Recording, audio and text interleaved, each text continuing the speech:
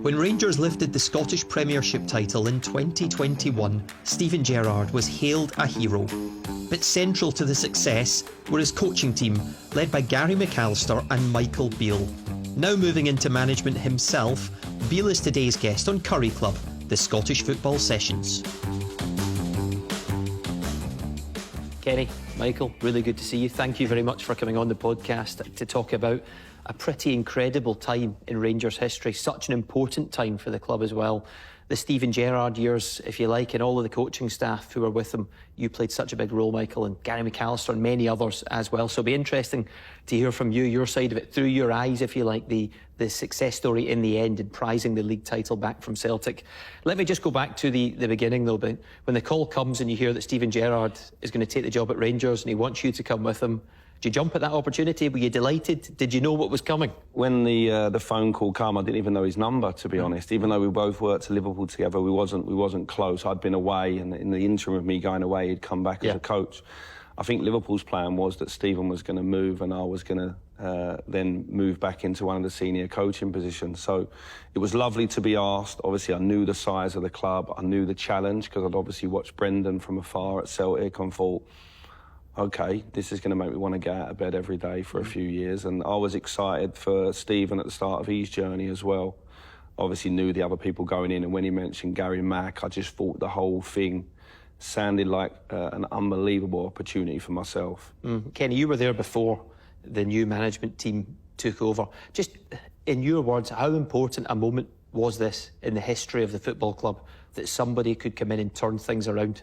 It was massive because it was needed. We weren't in a great place for the couple of years since getting promoted. There was so much kind of furor surrounding getting back, and 55's coming, and it was Baldwin. You've lived it now, you've been through it. It was this obsession that it needed stability. You know, it needed someone to come in and get a hold of it, have a focus, and firstly be really, really good at what they do. Yeah. And turn the fortunes around and get a group of players that were going to be capable to have a sustained challenge over the course of a season, not just games here or game there, because we could compete in game here, but see over the course of a season, we just weren't built for it. We never had the mentality for it. That was the intriguing part for me, watching guys coming up from down south with huge names and top coaches. It was how they're going to adapt. Scott Arfield first in the door, Alan McGregor returning to the club, Connor Goldson, many more, Ryan Kent on loan. Yeah, and I remember like you're putting that back four together. You know, John Flanagan, Goldson, Katic. Straight away, that's your back four that you're going in. Obviously, Tav, Alan McGregor coming back. So I remember going away on our first pre-season and just doing practice after practice of our shape, and we were trying to be very hard to beat in maybe a 4-1-4-1 and pressing in straight lines. And to be fair, they took everything on. We changed a lot quite quickly in terms of standards. That's the biggest thing I can say about Steven and then Gary, that in terms of like their general standards a lot higher than other people's highest standards. And so they brought that into the club. They brought an energy and a direction. And then the rest of us, the staff, fed off it. That's when it started. And, you know, he said in the first interview, didn't they, there'd be bumps on the road. Yeah. And there was plenty. But looking back now, I'm hugely proud of where the club is today. I was going to talk to you about the port because I remember you were on the pro lice, and again, just sharing one of the things that you said. You talked about that game when you gave your presentation, and it was you made a decision that night that we're going to go and we're going to try and outplay them. We're going to try and play the way that we played domestically, and not just sit back and accept 30-35% of the ball. We're going to try and play the way that Rangers want to play. What you're hoping is they come down 15% thinking, oh, you know, it's a Scottish team and it's Rangers, and you jump up 15% to be the best version of yourself. It was just in the day before. We were just about to do the walkthrough with the players, and I just had that little devil in me that thought, let's just cut the cord here, and let's not talk to our players about being closed.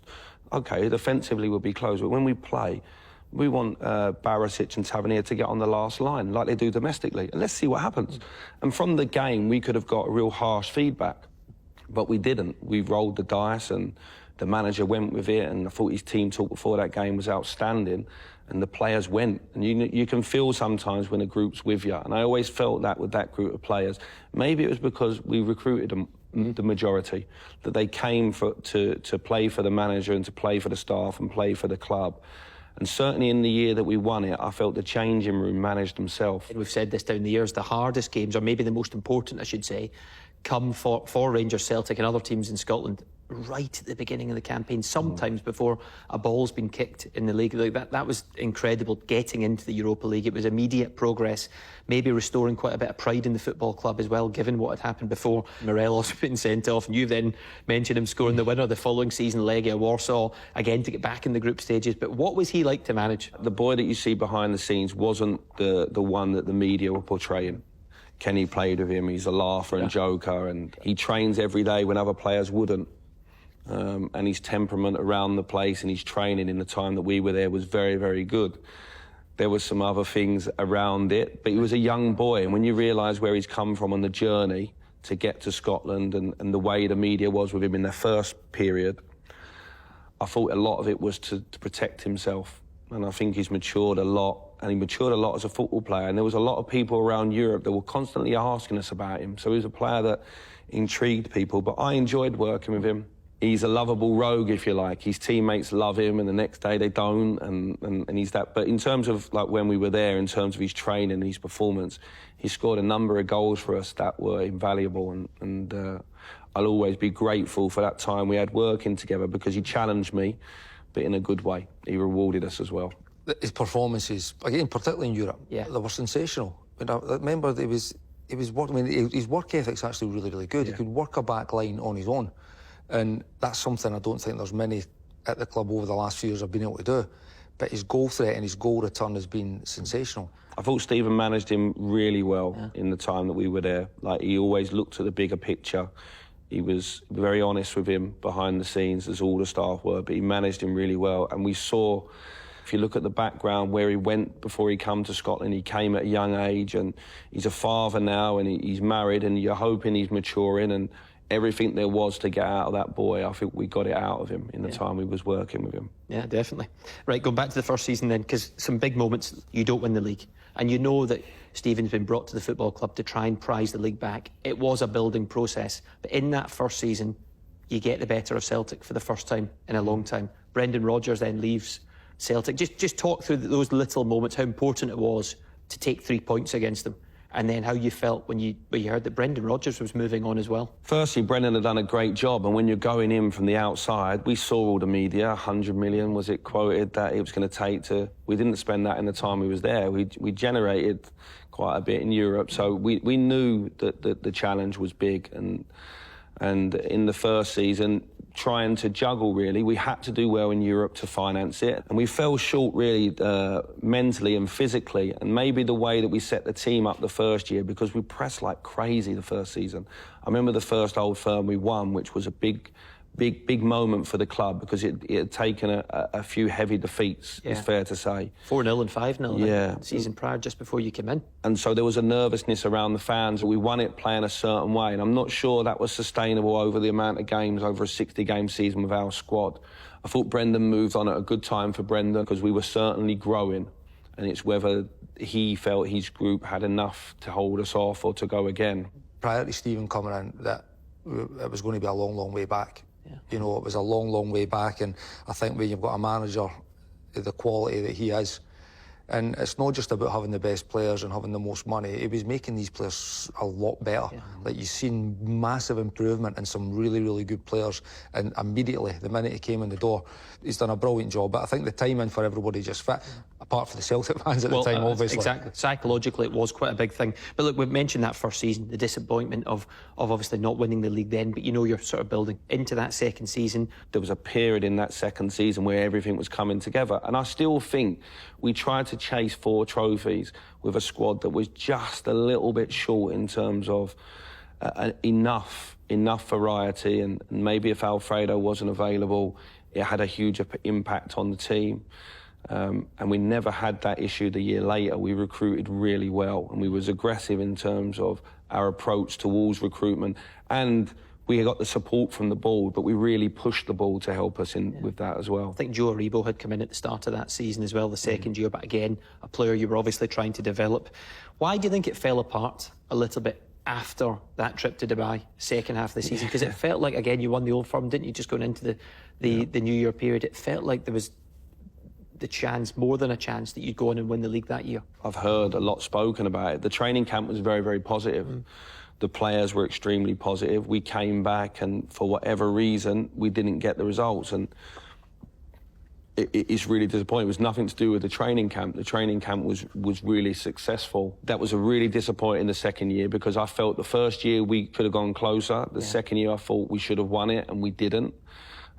Fair play to them, because their run after the New Year period, as much as our run is spoken about, I don't think their run's spoken about enough. They went an incredible run. They did. Hardly dropped a point. Yeah, and so if they would have dropped a couple, it would have been closer. And then, but look, the season ended the way it ended, and obviously during that period, you're more concerned at that moment about your players' welfare. You've got some players living in Glasgow in apartments on their own. You've got players flying home.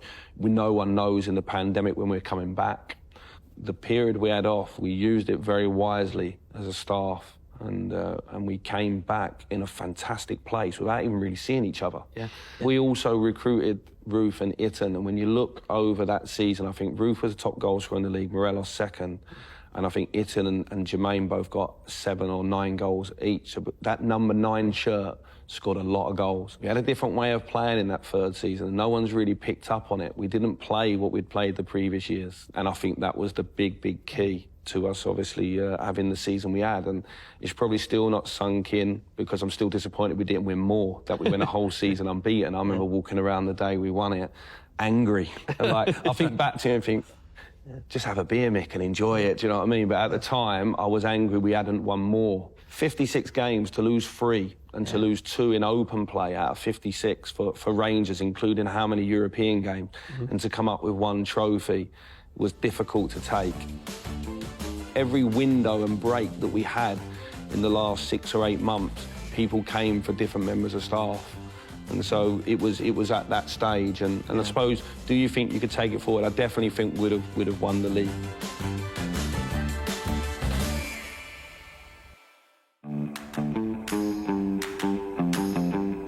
What a season Tavernier had. They both had a great season, but the numbers of Tavernier that year in particular, and he got Player of the Year in the end.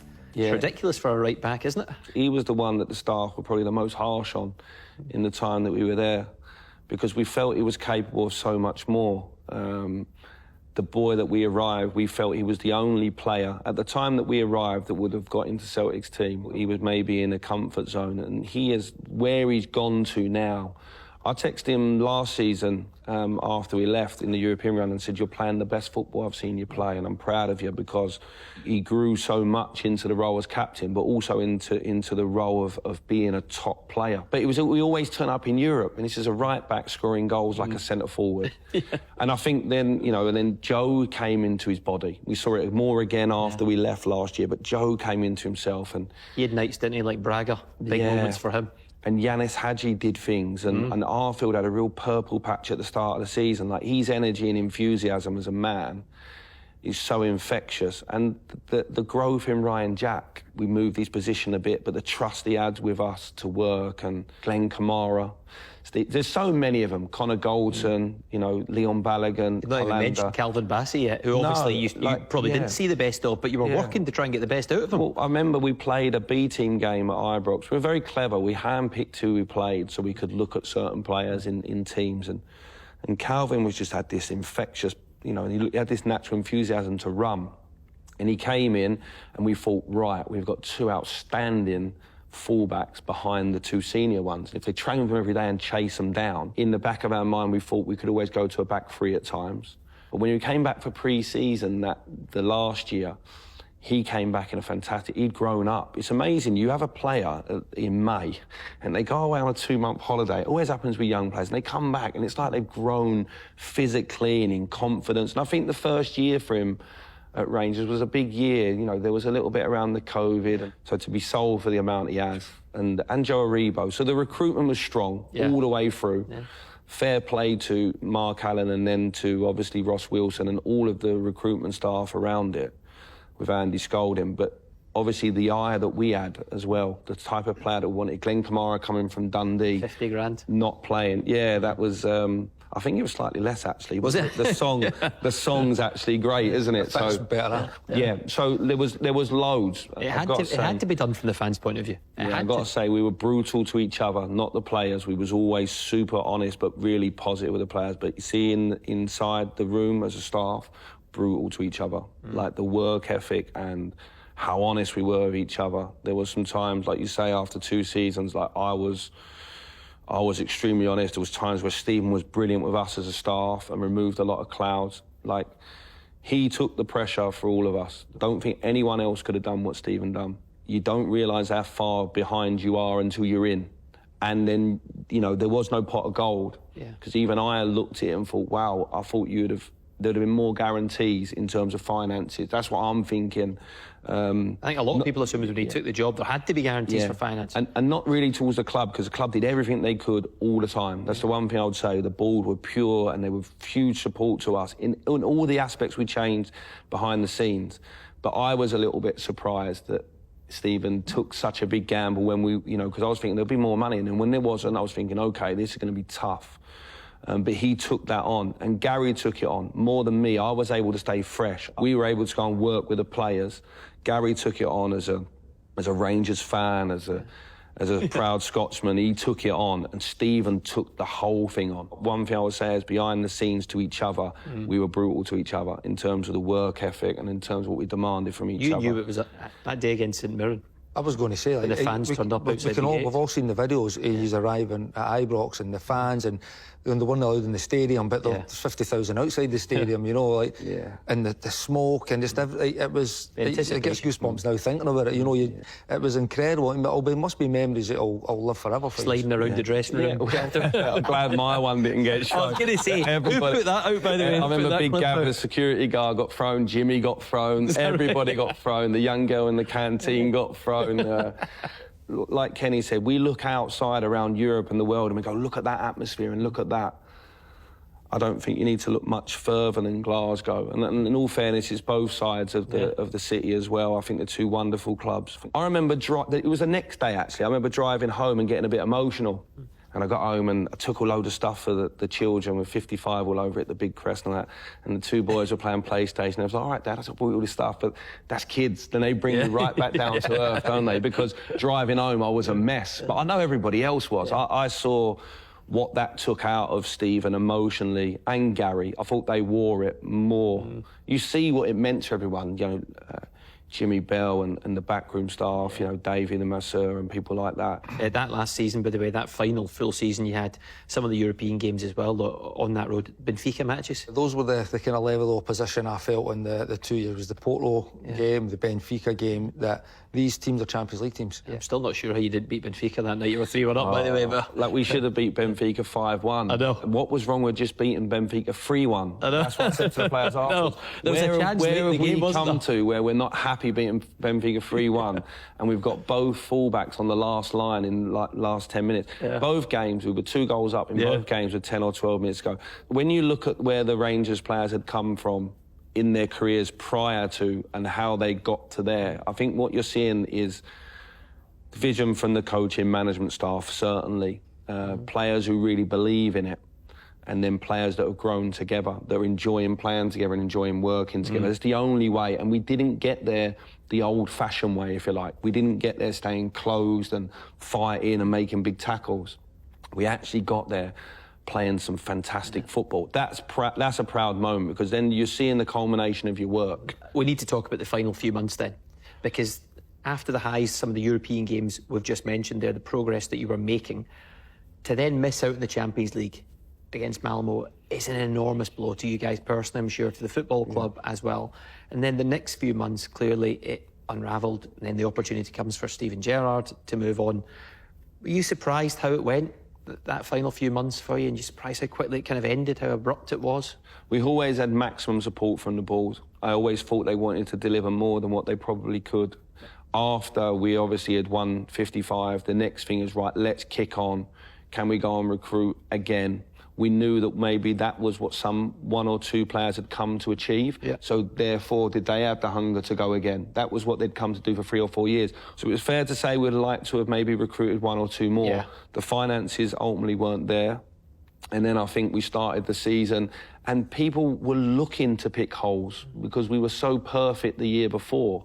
We still, at the moment of leaving, I think we were 4 points in front. Yeah. And there is no way that they would have come past us. You think you stay on, you win the league? No, because obviously it was a different season. We hadn't lost in 8 or 9 Old Firms, which means the next one's in the post. In all fairness, in a 2-alls like in a 2-alls competition, you know, anyone can win in any derby. You know, especially a derby that close. But the games weren't particularly close. They might have been in scoreline, but when you was in the stadium, we were very much in control of every game. The roles had reversed. There was a psychology to it as well now that winning that many games and going and beating in an Old Firm for that, it does build the pressure on the other team, and it did feel like that Rangers had Celtic's number at that moment. What I would say is the manager that went in is a very, very good manager. He's a very good coach. Yeah. So they were going to improve, but so was we. We weren't planning on standing still. We'd evolved subtly over time, and obviously we went into the next international window and the next one again, top of the league in a strong place, and the mentality at the time was no one's stopping us. And things happened so quickly in this game. Did it surprise you how quickly it ended? And did you sort of have a feeling as well you didn't really get a chance to say goodbye? No, we never got a chance to say goodbye, and that was horrible. So I remember having to send a message via TAV to the players group, and because what players do you call out of 30? Do you make 30 phone calls? The manager has to do it, Gary, and mindful that we have to be respectful of everybody else's feelings at the time. It did come very quickly. Were you aware how much it was going to hurt some of the fans? It's fair to say that in the time, I can only talk about my own personal situation. I had a number of offers in the time I was at Rangers to be a manager myself, and it was a dream or an aim. And I know that the manager had resisted a number of really, really good opportunities. It's not my place to say the clubs and the names, but Stephen was very loyal to Rangers, and it just at that moment you had to weigh everything up on a personal level. He shared with us his decision, and then the people chose. Even in that moment, I had a situation and stuff going on, and I think every window and break that we had in the last 6 or 8 months, people came for different members of staff. And so it was at that stage, and I suppose, do you think you could take it forward? I definitely think we'd have won the league. I can tell there's a tinge of sadness about the way it ended and not getting to say goodbye. But regardless of everything else, what a journey! What a 3 and a bit years you had there. Well, firstly, what a football club and what a group of people that are around it and support it. It's an institution. It's a privilege for anyone that works there. Kenny played there twice, so he did go back there. You know, I think anyone that was part of our staff had the opportunity, they would in the future, because it had a massive hold on us. The memories will last forever. You touched on it perfectly. It does. It leaves a mark, and it's not just on it's players, it's staff. The lads that I played with when I first went back in 2000. Your Albertses, your Moles, your Newmans, Giovanni. You know, these guys, when they come back, they're still absolutely adored by the fans. You might only been there for a year or two, but you have that connection to the football club. It leaves a mark. Listen, thank you very much for all that. Brilliant. Top man. Really enjoyed it. Cheers. Yeah, thanks, man. Top man. Thank